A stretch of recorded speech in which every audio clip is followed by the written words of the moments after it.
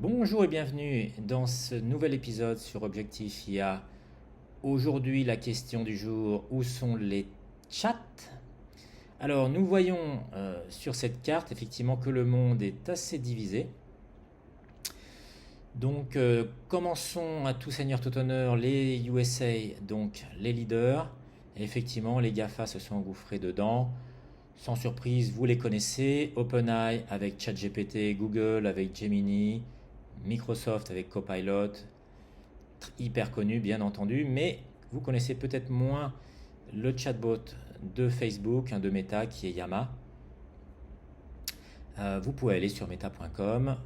Le chatbot de X-Twitter, ex-Twitter, Grok, avec une belle qualité de génération d'images.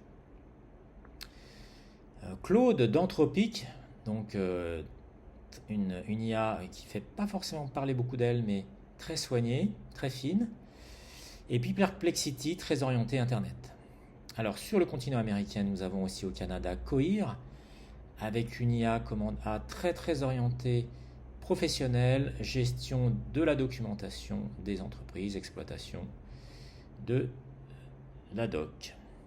Alors en Asie, on n'a que la Chine, mais quand même avec énormément de chatbots qui sont sortis pour la plupart en 2025 ou qui existaient déjà mais qui ne faisaient pas beaucoup parler d'eux parce que uniquement en chinois. Alors aujourd'hui on voit ils sont quasiment tous accessibles de n'importe où dans le monde et avec une version en anglais à part Tencent.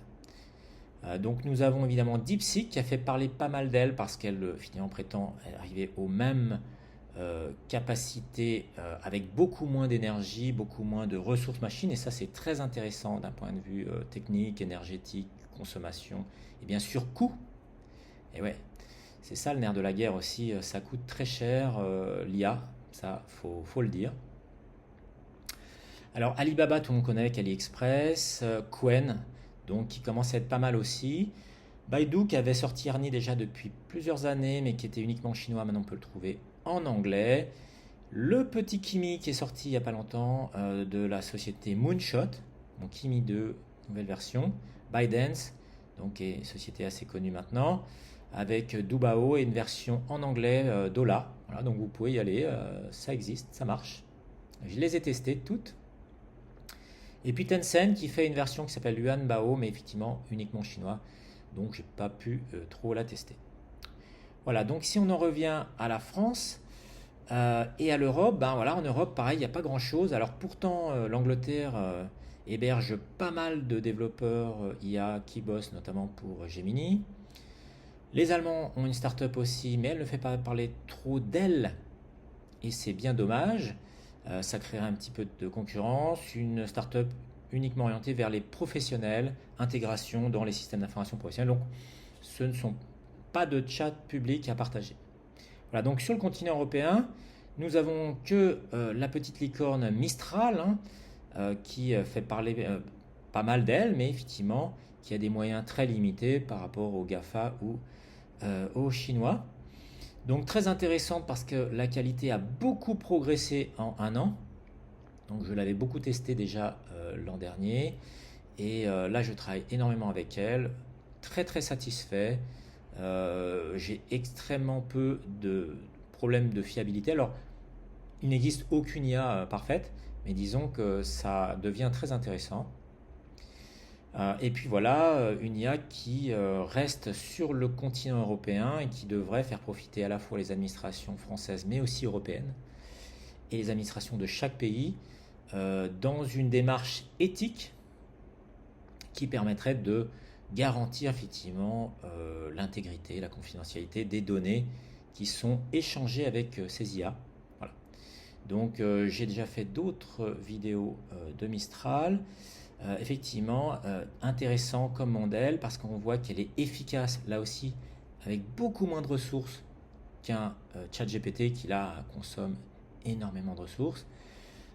Donc c'est, je pense, l'avenir de l'IA, c'est comment réussir le même résultat, l'efficience finalement, avec moins d'infrastructures, moins de machines, moins d'énergie, tout simplement à la fin moins cher. On en revient toujours à la même chose. Alors il faut toujours garder quand même en ligne de mire la qualité, mais disons que la qualité est là. Voilà, donc on peut être surpris, les BRICS, je n'ai pas trouvé de chat public dans les BRICS, Brésil, Russie, Inde, Afrique du Sud. Pourtant des pays où il y a des compétences, mais voilà, visiblement ce n'est pas encore le moment. Alors est-ce que l'on verra en 2026 l'émergence justement des IA dans tous ces pays euh, émergents ou qui ont déjà émergé? Rien n'est impossible, on voit que des toutes petites startups avec quelques personnes très motivées arrivent à faire des choses incroyables. Donc souhaitons-leur bon vent à toutes. Voilà, si cette vidéo vous a plu, n'hésitez pas à mettre un petit pouce, à vous abonner à ma chaîne. Le QR code du LinkedIn, vous scannez et vous pouvez vous connecter directement à mon LinkedIn. Si vous êtes intéressé sur l'intégration de l'IA dans votre système d'information, effectivement, n'hésitez pas à me contacter. Vous avez toutes mes coordonnées. C'est tout pour aujourd'hui et je vous dis à bientôt sur la chaîne pour de nouvelles émissions. À bientôt.